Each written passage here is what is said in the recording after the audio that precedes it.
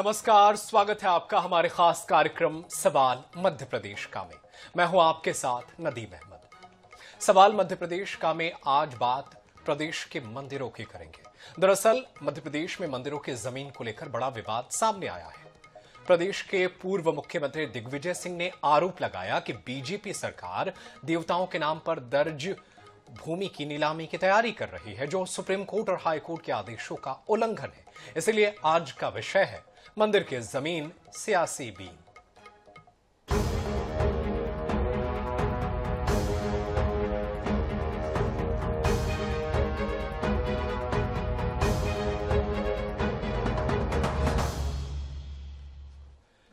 मध्य प्रदेश के पूर्व मुख्यमंत्री और कांग्रेस सांसद दिग्विजय सिंह एक बार फिर चर्चा में हैं। प्रेस कॉन्फ्रेंस के दौरान पत्रकारों ने दिग्विजय सिंह से राम मंदिर जाने को लेकर भी सवाल किया, तो उन्होंने अनोखे अंदाज में मंदिर जाने से इनकार कर दिया।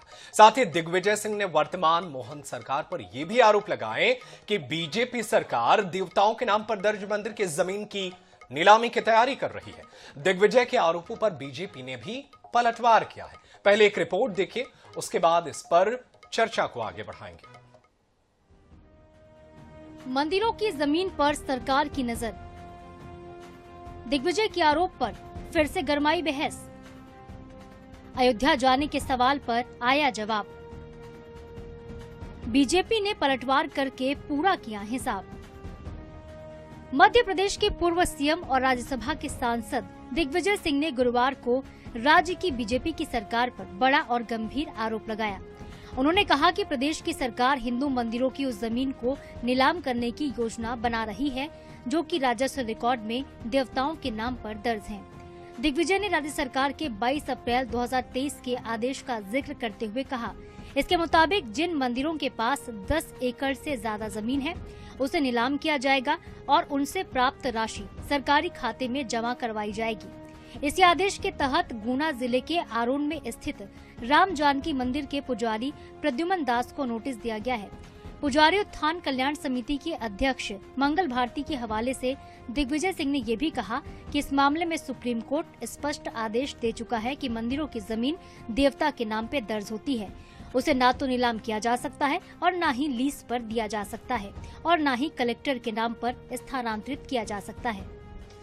इसमें उनको नोटिस ये दिया गया है कि आप तत्काल करें और नहीं करेंगे तो आपके खिलाफ कार्रवाई की जाएगी।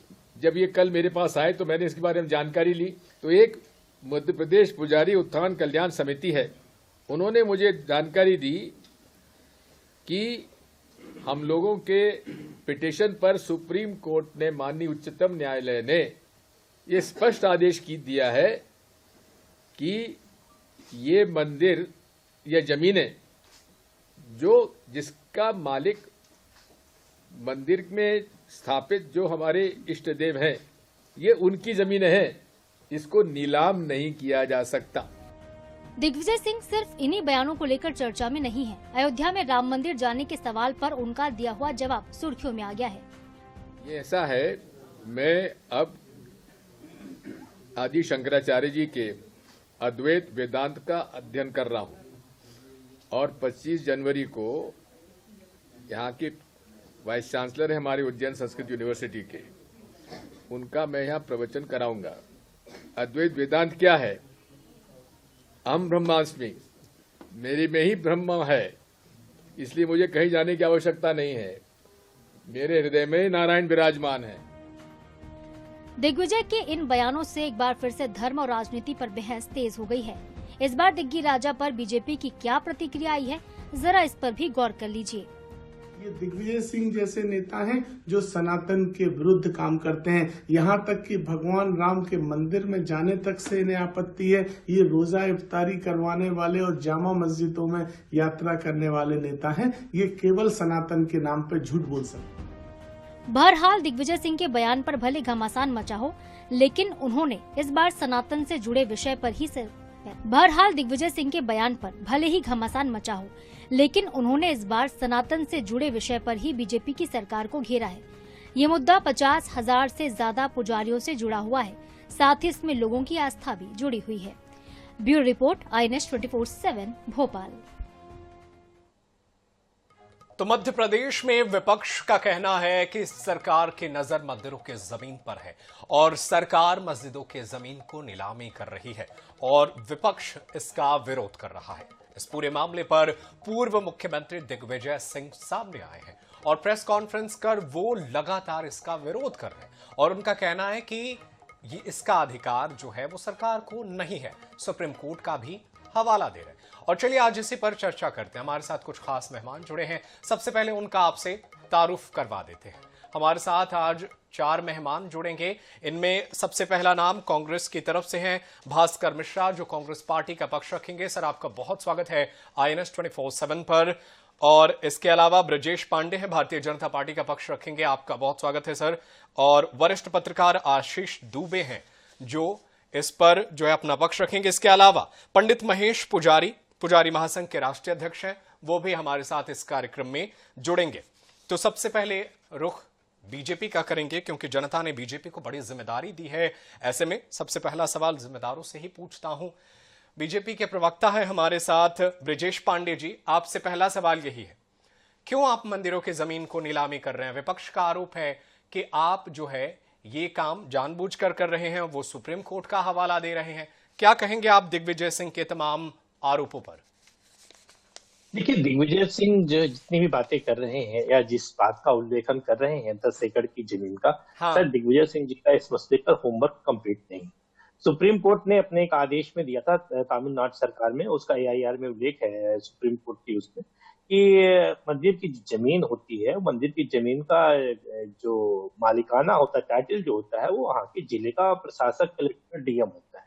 इसका अध्ययन दिग्विजय सिंह को करना चाहिए। और हाई कोर्ट के आदेश पर सुप्रीम कोर्ट ने हाई कोर्ट के इस आदेश को पेश किया था।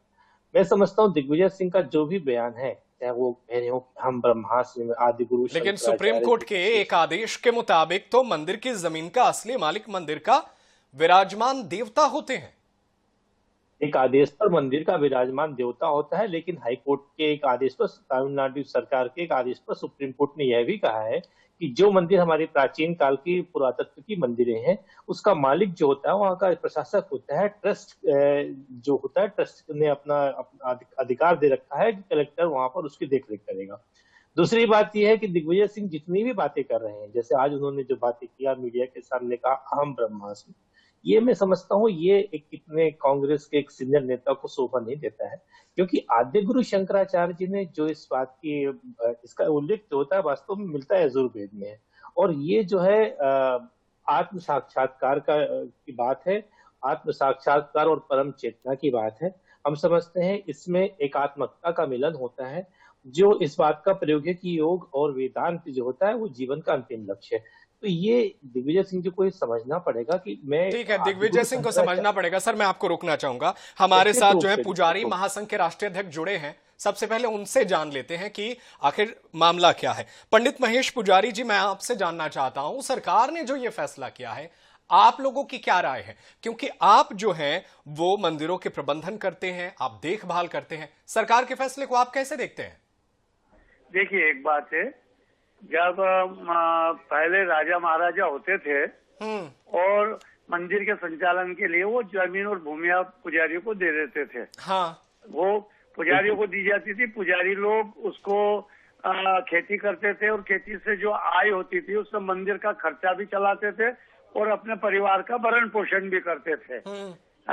उसके बाद सरकार ने एक नियम कानून बना दिया कि पुजारी के पास केवल है तो 10 बीघा जमीन रहेगी, बाकी जो जमीनें अधिक होती है वो जमीनों को नीलाम कर दिया जाएगा। तो पहले ये जमीनें नीलाम होती थी और वो जमीन नीलाम कर दी जाती थी, जिसका विरोध काफी समय से चल रहा है देश, अपने प्रदेश में। और जब भी हुआ है तो इसके लिए कोर्ट भी गए हैं और सड़कों पे भी उतरे हैं।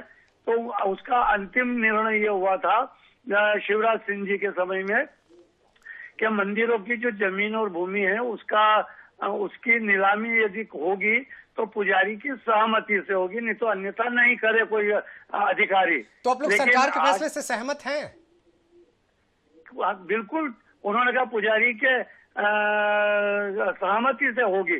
तो पुजारी सहमति क्यों देगा? क्योंकि वो तो उसकी जीविका की और भगवान की सेवा की रोजी सरकार तो पुजारियों को पैसा भी देती है ना सर, महीने के तौर पर। 5,000 रुपए में क्या होता है? अब आप बताइए, 5,000 रुपये हमें मिलता है, चलिए अच्छी बात है। तो उससे न तो भगवान का दीपक होता है, न बत्ती होती है, न लाइट खर्च होता है, न झाड़ू आती है। इसलिए जमीन दी जाती थी राजा महाराजाओं की ओर से कि फिर मंदिर का बाकी खर्च और पुजारियों का भरण पोषण उस जमीन की खेती करके वो कर सके। तो ये सारा काम तो मंदिर के फंड से भी होता है ना सर? लाखों का चढ़ावा भी तो आता है हर साल। नहीं, कहाँ आता है, कहाँ आता है? एक जो बड़े मंदिर होते हैं वहां आता होगा, लेकिन बाकी गांवों के जो छोटे मंदिर है वहां की दुर्दशा जो है उसको आप अपन देखें।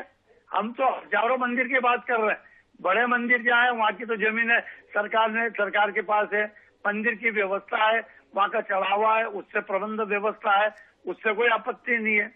लेकिन जो गांवों के मंदिर है और गांवों के पुजारियों की जो दुर्दशा है, केवल उसकी बात है कि उनकी जमीनों की नीलामी ना हो।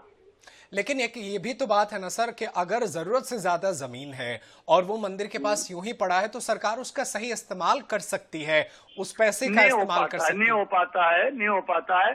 कहीं उस जमीनों को लेकर उस पे या तो बिल्डिंगें खड़ी कर दी या लेट्रिन बाथरूम बना दिए, जो भगवान के, या तो उसका सदुपयोग होता हो तो उससे कोई आपत्ति नहीं है, चलिए अच्छी बात है, उसको नीलाम कर दे, बेच दे, वो बेच के उसको फंड को उस मंदिर के हाथों तो आप में लोग इसका जमा कर विरोध दे। करेंगे? फैसले का आप लोग विरोध करेंगे क्या? आप लोग इसका किस फैसले का? कि 10 एकड़ से ज्यादा जमीन हो तो सरकार उसे नीलाम कराएगी? नहीं, वो तो नोटिस कर भी ही दिया रहे हैं। गया।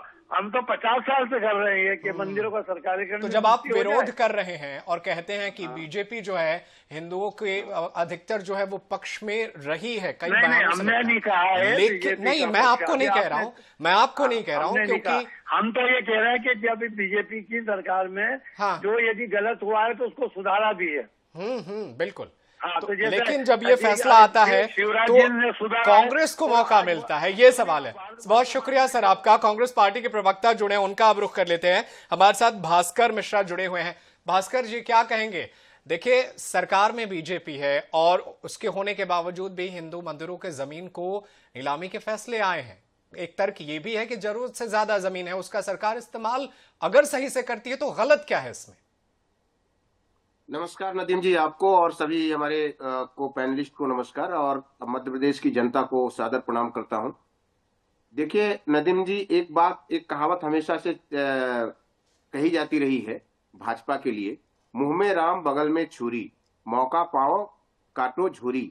तो ये कहावत पूरी तरीके से मध्य प्रदेश की जो अपने आप को बहुत हिंदूवादी सरकार कहती है और भावनात्मक उद्वेलना करके और सरकार बनाती है, लोगों को भावनात्मक भड़का के और प्रमुख मुद्दों से ध्यान हटा करके और लोगों का भावनात्मक शोषण करके सरकार बना करके जो सरकार चला रही है, वो सरकार पर ये कहावत बिल्कुल पूरी तरीके से चर्चार्थ होती है। मैं ये कहता हूं कि अगर वो पुजारियों की आप अच्छी व्यवस्था करो, पहले अब जहां तक जिन्होंने ये नियम लाया था शिवराज सिंह जी ने 22 अप्रैल 2023 को 22 अप्रैल 2023 को ये आदेश जारी किया गया था शिवराज सिंह सरकार के द्वारा। तो वो शिवराज सिंह सरकार है जिनको तो मंदिर से ढेरों प्रॉब्लम थी, उन्होंने और मंदिर के पुजारियों के लिए उन्होंने क्या क्या नहीं किया आप कहा उस समय, और जब उसका भारी विरोध हुआ तब वो जाकर के फिर से माफी मांगे, ये करे वो करे, उनका ये काम ही था। पहले ये लोग क्या करते हैं कि कोई बात बोल देते हैं ताकि पब्लिक तक मैसेज चला जाए और उसका लाभ ये उठा ले, फिर इसके बाद पीछे हटके गिड़गिड़ाने लगते हैं ये। लेकिन दुर्भाग्य ये है कि इसके बावजूद भी इतना खतरनाक तरीके से पुजारियों के बारे में और इतनी गंदी भाषा का उपयोग शिवराज सिंह जी ने किया था, उन भाषा का इस्तेमाल में यहाँ नहीं कहना चाहूंगा। इसके बावजूद भी पुजारी जो हमारा समाज है वो भी शिवराज सिंह का और भाजपा का ही गुण गाता है। यही तो सबसे बड़ी समस्या है। और जैसा कि दिग्विजय सिंह ने भी कहा था कि आज जब पुजारी लोग उनके पास आए कि मंदिर के जमीनों को आपको बचाना होगा, संरक्षण के लिए हमारे साथ खड़े होइए, तब उन्होंने ये बात याद दिलाई कि आप ही लोग तो महाराज जो है इनको जिताते हो, इनका प्रचार करके जिताते हो। लेकिन वो बात अपनी जगह है, लेकिन हम अरे सर, आपकी भी तो कमलनाथ जी की सरकार थी, आपने कौन से पंडितों की भलाई के लिए काम कर दिया वो भी बता दीजिए आप। जी क्या बोले? 2018 में आपकी भी कमलनाथ की सरकार थी ना, आप ही बता दीजिए उनके उत्थान के लिए और इसके कानून को क्यों नहीं लागू कर दिया?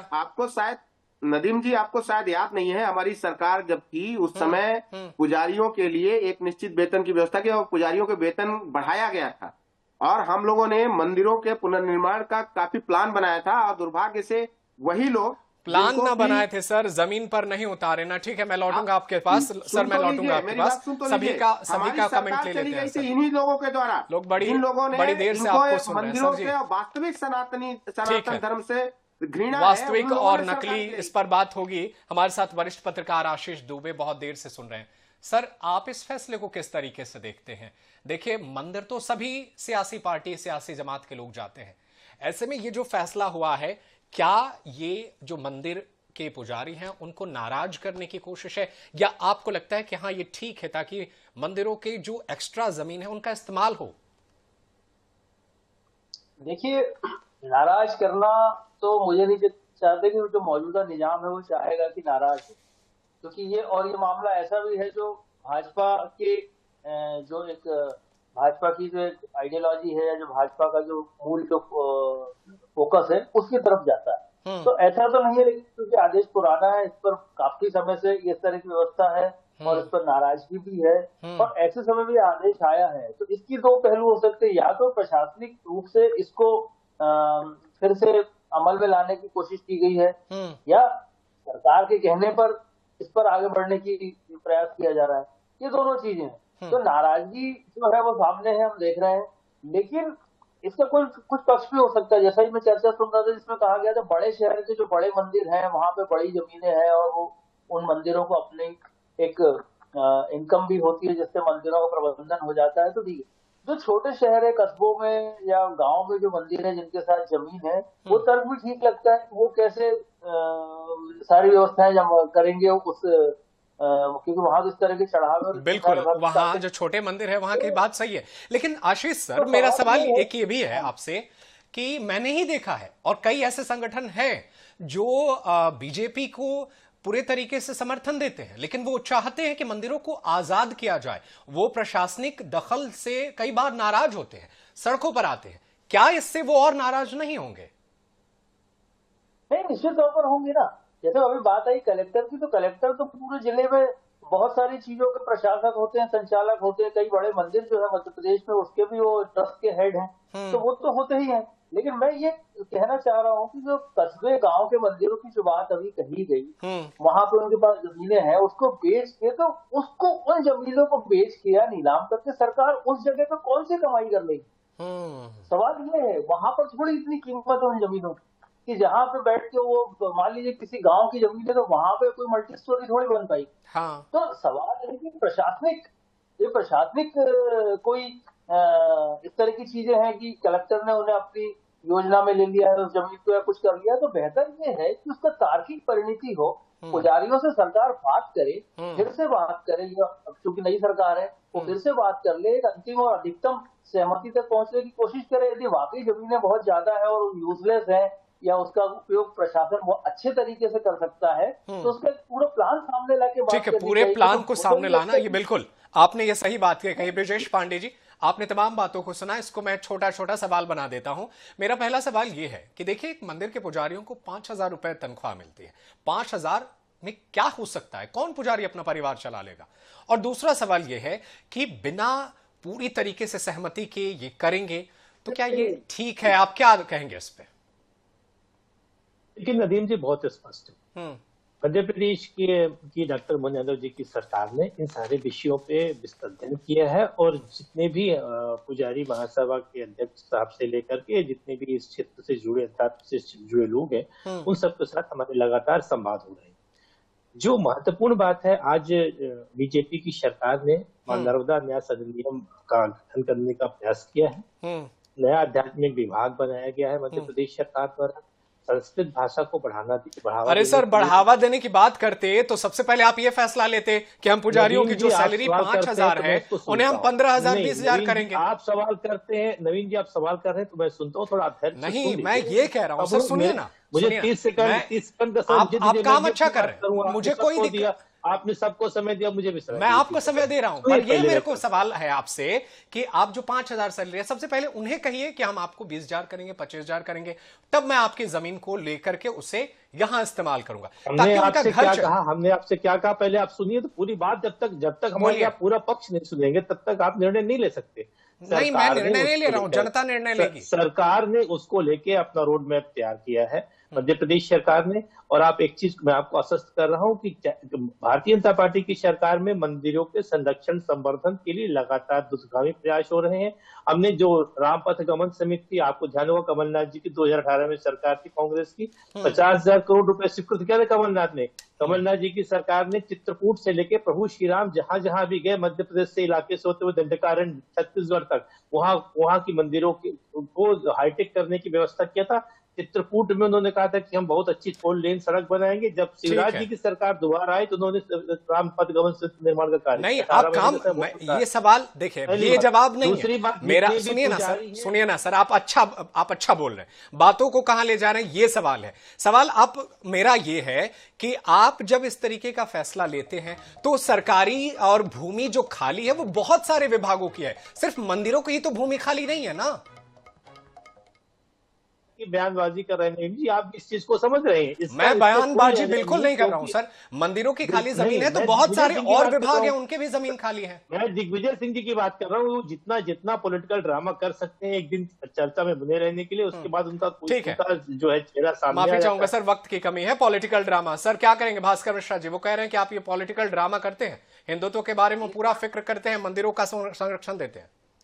अभी ये स्पष्ट हो गई, भारतीय जनता पार्टी के जो प्रवक्ता महोदय है उनकी बात से ही स्पष्ट हो गई कि पूछो बैल बतावे घोड़ी, एक कहावत है। इनसे सवाल पूछ किया जाता है, ये लोग भटका करके उसको ले जा करके कभी। बिल्कुल, लेकिन देखिए सर, ऐसे अगर आप लोग बीच में रोकेंगे, ऐसे करेंगे, हल्ला करेंगे तो कैसे बातचीत हो पाएगी? सवाल यही है ना कि आपके पास खाली जमीन की जब बात आती है तो बहुत सारे विभागों के पास है, सबको साथ लेकर चलना होगा। और अगर हम पुजारियों की जरूरतों का ख्याल नहीं रखेंगे तो उनसे सहमति कैसे ले पाएंगे? माफी चाहूंगा सर, समय का अभाव है, इस पर बहुत लंबी बातचीत होगी और आगे भी मैं आप लोगों को बुलाऊंगा, इस पर बातचीत करूंगा। आज के लिए सर बहुत शुक्रिया आप सभी का हमारे साथ जुड़ने के लिए। तो मंदिरों पर सियासत हो रही है, लेकिन मंदिरों के पुजारियों के लिए कौन कितना सोच रहा है, इस पर जारी है चर्चा। फिलहाल मेरे साथ इतना ही। देश दुनिया की खबरों को देखने के लिए आप बने रहिए INS 24/7 के साथ। धन्यवाद।